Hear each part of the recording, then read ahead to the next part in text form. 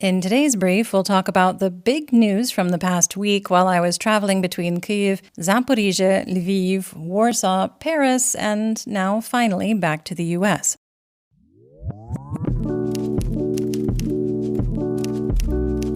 I'm Linnea, and today is Monday, September 18th, 2023. You're listening to the Ukraine War Brief podcast, where we bring you up to speed on the war in Ukraine in about 20 minutes or less. Let's get started with the news in Ukraine from the front.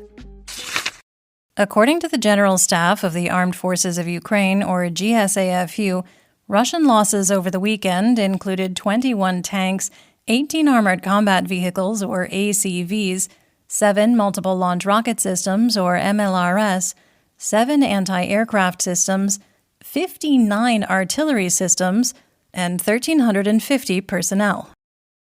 Ukrainian losses have, according to Ukrainian manufacturer Metinvest Group, included hundreds of units of decoy equipment since the start of the large-scale invasion in February 2022. Inflatable wood and iron decoy howitzers, tanks, and mortars have pretty effectively forced Russian troops to deplete their stocks of missiles, shells, and drones. A United States Defense Department report on September 13th noted that the Inspector General's Office, that's an independent agency responsible for providing oversight on Pentagon programs, is working with both U.S. and Ukrainian team members at the U.S. Embassy in Kyiv on providing evaluation and oversight on the use of U.S. military aid, and plans to send additional personnel to Ukraine. In the Eastern Theater of Operations, the Institute for the Study of War, or ISW, reported that Russian forces continue offensive operations in the Kupiansk-Svatovo-Kremina area, but there have been little to no observable gains in the region. Some assessment here. While Russia continues with air and artillery strikes along this part of the front, there have been a number of reports stating that Russia has had to redeploy troops to other areas in order to prevent collapses in a defensive line that is already stretched extremely thin. It remains to be seen if Russia still has enough competent forces in Luhansk to conduct meaningful operations at this time. Deputy Defense Minister Hanna Maliar reported on September 11th that Ukrainian forces had liberated part of Opytne and driven Russian forces back towards the Donetsk airport. Maliar has had a habit of being overly optimistic in her reporting of Ukrainian gains, however, and was, along with the other deputy ministers of defense, dismissed today as part of the Ukrainian Ministry of Defense, or MOD's, reboot under new Defense Minister Rustem Umerov. All things considered, we're going to stick with the ISW assessment that Opytne remains in Russian hands. For now. The GSAFU announced that Ukrainian forces have liberated Andreyevka and Klishchiivka, southwest of Bakhmut in the Donetsk Oblast, over the weekend, and repelled dozens of Russian offensive operations on the Avdiivka and Marinka fronts, also in Donetsk Oblast, over the last few days. In the Southern Theater of Operations, the ISW reported on September 16th that Ukrainian forces advanced in western Zaporizhzhia Oblast along Russian defensive positions to the west of Robotne. Geolocated footage from September 15th indicate that Ukrainian infantry advanced beyond defensive positions immediately west of Verbove, widening their breach of the Russian defensive line, but the absence of observed Ukrainian heavy equipment and vehicles beyond the breach imply that Ukrainian forces haven't been able to complete a breakthrough or maintain control of the territory gained. The ISW has long assessed that Russian forces lack the manpower to support the entire multi-echelon defensive fortification system in southern Ukraine, and the Russian forces currently defending the positions are likely remnants of formations that have been fighting in the area without operational level unit rotation since the counteroffensive started in late spring. According to the British MOD, Russian forces are reportedly boosting their defenses around Tokmak in Zaporizhzhia Oblast, indicative of Russia's growing concern about Ukrainian forces' penetration of the first line of defense north of the city. The report stated that additional Russian defenses likely include new checkpoints, Hedgehog anti-tank barriers, and new trenches. In the Black Sea, Sky News reported that on August 24th, Russian forces targeted a civilian cargo ship with multiple missiles, according to British Prime Minister Rishi Sunak. Declassified intelligence reveals that a Liberian-flagged cargo ship in port in Odessa was targeted by 2 Caliber missiles fired from a Russian Black Sea Fleet missile carrier. But the attack was intercepted by Ukrainian air defense, and neither Caliber hit their target. Defense Intelligence of Ukraine reported early last week that Ukrainian forces had regained control of the Boyko Towers, gas and oil drilling platforms in the Black Sea off the western coast of occupied Crimea. Originally occupied in 2015, the Boyko Towers have been used by Russian forces as a helicopter landing site and for the deployment of radar equipment, among other things, since the full-scale invasion began. During the operation, Ukrainian special forces captured a stockpile of helicopter munitions, as well as the Neva radar system, which tracked the movement of ships in the Black Sea.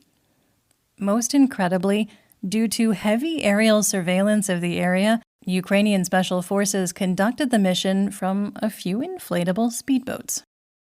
Some of the biggest news of the last week is Ukraine's attack on the Russian shipyard in occupied Sevastopol on the night of September 13th.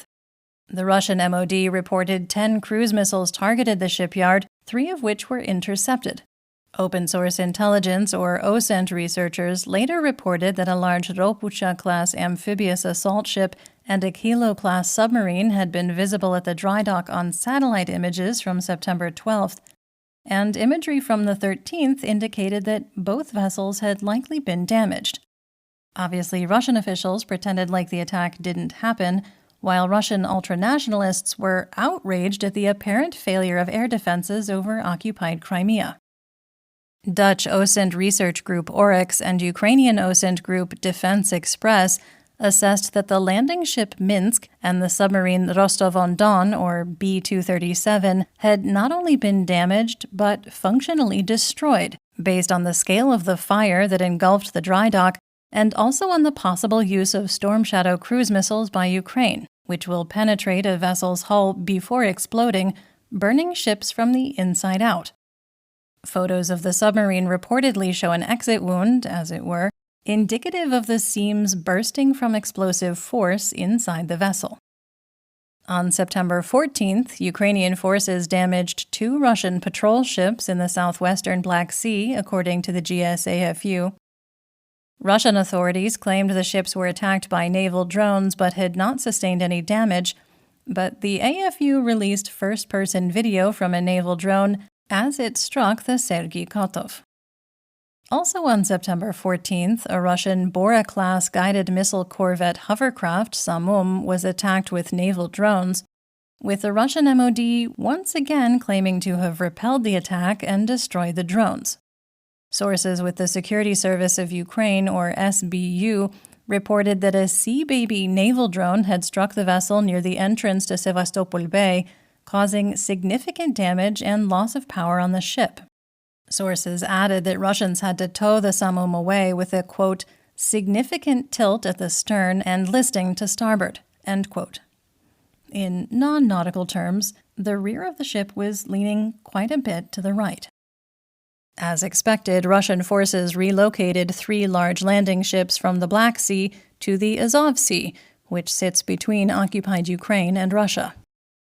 2 cargo vessels arrived in Ukrainian ports on Saturday, the first ships to use the temporary humanitarian corridor to sail into Black Sea ports and load grain for African and Asian markets. 5 cargo vessels have left the port of Odessa so far via the corridor, which hugs the coast near Romania and Bulgaria and was created in August to release ships trapped in Ukrainian ports since the start of the full-scale invasion in February 2022. And to circumvent a de facto Russian blockade after Russia abandoned the Black Sea Grain Initiative. Some assessment here. It's one thing for ships to arrive at Ukrainian ports, but quite another to leave loaded with grain. This is a risky move which may very well have been orchestrated internationally in order to call Russia's bluff on blockading grain shipments from Ukraine. Russia's Navy is prowling the Black Sea less overtly following the aggressive attacks by Ukraine, but Russia still has air superiority over the region. It'll be really interesting to see how this plays out. If the cargo vessels are successful in exporting grain from Ukrainian ports, it will be a major loss of face for Russia. One more to add to the many they've already experienced. If you're enjoying the episode, please rate us and leave a review on whatever podcast platform you're listening on. If you have any questions, comments, or concerns, please feel free to reach out to us via email at social@borlingon.media. That's BORLINGON.media. Moving on to the temporarily occupied territories, the non-governmental organization, or NGO, Save Ukraine, has facilitated the return of 13 more children from occupied parts of Kherson, Luhansk, and Zaporizhia oblasts to their families in free Ukrainian territory. The NGO has now returned 176 children from occupied areas out of the more than 19,500 children identified by the Ukrainian government as having been deported.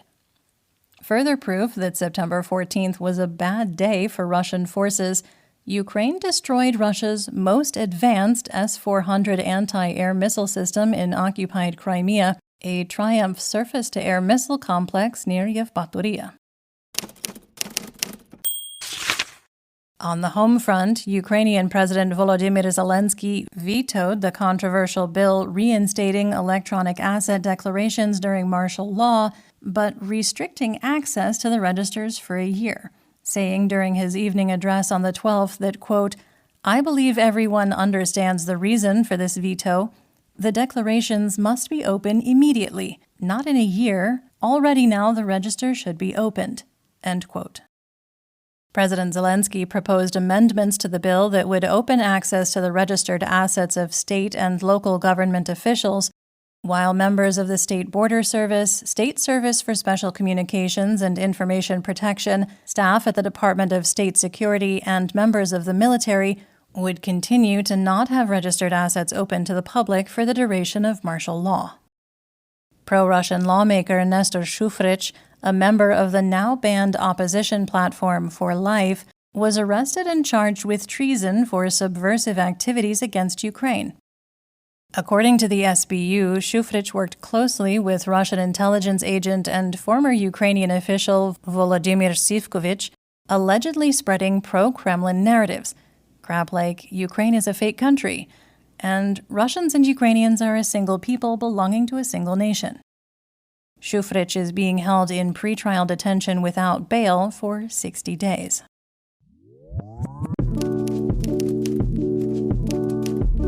That's the brief for today. Remember to check your sources and don't fall for propaganda. Join us on YouTube and TikTok for more Ukraine content and live news reports, and please consider supporting our work on Substack. You'll find the links in the description. We'll be back tomorrow with the rest of our week in review, and on Wednesday with regular updates. Until then, stay safe, everyone.